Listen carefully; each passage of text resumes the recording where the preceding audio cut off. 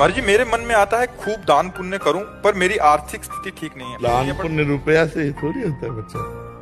दान पुण्य जो होता है ना, वो भाव से होता है। अब जैसे कभी किसी पशु पक्षी या मनुष्य को तुम्हारी शरीर सेवा की जरूरत हो, आप सेवा कर दो, बहुत बड़ा पुण्य हो जाएगा। कभी कोई भूखा है, रोटी दाल पा दीजिए। जरूरी नहीं कि हमारे पास रुपया हो तो हम दान करें, नहीं।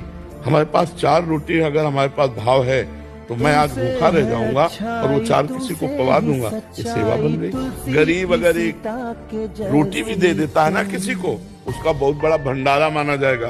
और बेईमानी से कमा के लाखों को भंडारा करे तो उसे भंडारा नहीं माना जाएगा।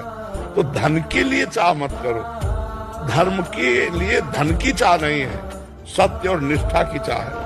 धर्म के लिए सत्य और निष्ठा की चाह है। हमारे पास भगवान ने जो दिया है उसी से हम धर्म